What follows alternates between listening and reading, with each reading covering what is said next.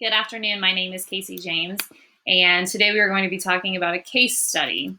This case study involves a small rural school who typically receives financial assistance to purchase computers and software or other big purchases from their PTA's fundraisers. In this case, the librarian or the computer lab monitor, with the help of a PTA member, illegally copied software to distribute to teachers to use in their classrooms. A teacher who received the copied software approached the principal about the situation. In this section, we will evaluate the legal and ethical issues that arose when the librarian copied that software to distribute to the teachers. Copying software violates federal law and software licenses. The U.S. copyright law of 1976, however, includes vague information about software use. However, software licenses are much more specific about the replication and distribution of the software. Was the librarian under a breach of contract? I don't know, because it wasn't really listed in the case study whether or not teachers can do that. However, I would say that she probably was, because most schools make teachers sign an acceptable use agreement prior to their employment.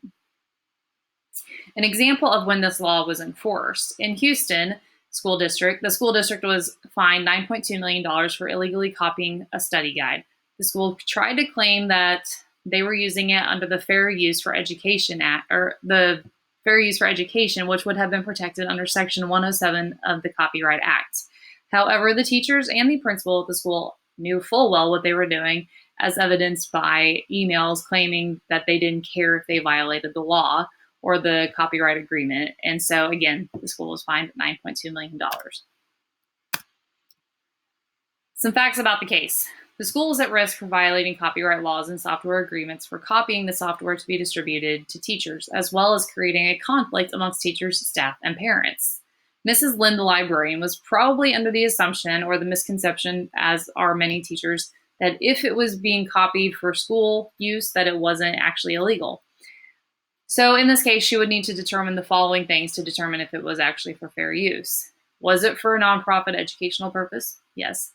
What is the nature of the copyrighted work? She knew it was the software she was copying. What portion is used in relation to the copyrighted work as a whole?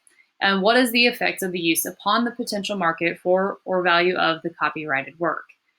In this case, she would be violating the fourth one. She is taking money out of the software creator's hands because she copied it rather than bought new ones. Who is affected in the case? This would be students, teachers, parents, PTA, administrators, and then the software creators at the St. Regis School. And the program being affected would be the computer lab and all of the classes who were using the software. This situation could cause a conflict amongst the PTA, the librarian, other teachers, and the teacher who went to the principal.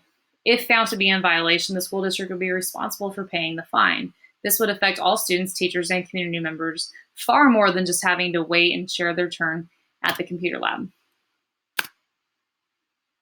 After evaluating the legal and ethical issues of copying software, it is now time to assess the options and consequences to support teachers by constructing appropriate organizational policies and systems.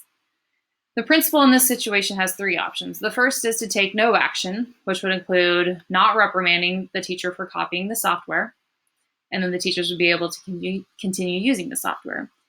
The second one would be to take extreme action, reprimand the librarian, the PTA member, and all teachers who use this copied software.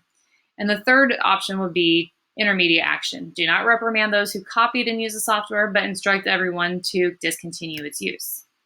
Some pros and cons of that. For the first option, to take no action. Pros: the PTA is happy the teachers get to use the copied software and they don't have to pay for it. The cons: if the school is caught, they would have to pay a large fine. The second option, pros: the school is protected against lawsuit for copyright violation, and the cons: the librarian could be fired and there could be hard feelings between the PTA and the teacher who turned them in. And third, the intermediate action. Pros would be school removes the liability of using illegal software. Teachers and PTA can maintain a positive relationship. And the cons: it might cause conflicts between the teacher or the librarian, and the school will have to pay for extra software for classrooms, or teachers will be limited to using the software in the lab. My opinion, the best option is the intermediate action. It protects the school. The librarian who had good intentions is not disciplined. The PTA, parents, and community are shown graciousness for their purchase of the original software.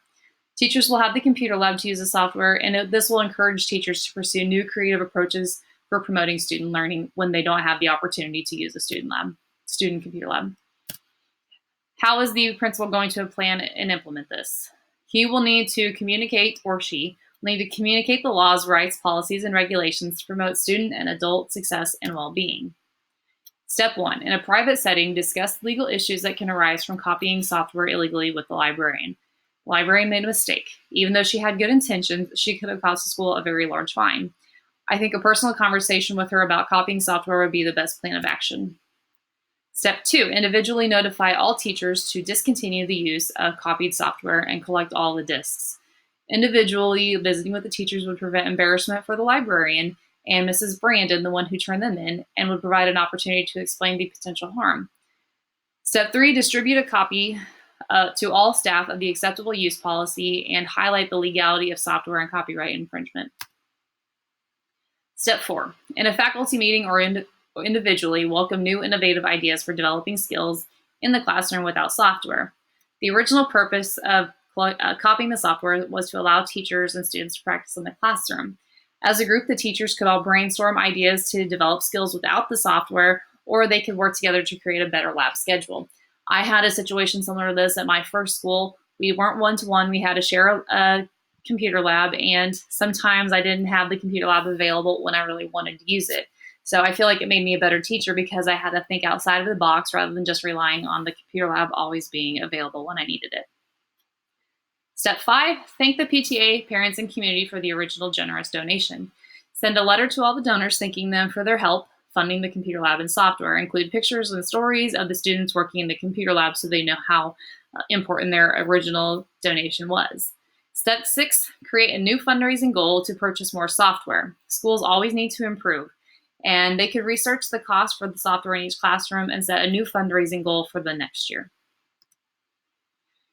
And if things don't go as planned, reference the law. As an administrator, the principal, or if I become a principal, my job would be to provide a safe, positive learning environment for students, but that can only be accomplished if everybody is being ethical and everybody is following the law. And that concludes my case study about software being copied. And again, I feel that the best option in this situation would be to follow the law and try to keep as many people happy as possible, following that third option of intermediate action. Thank you.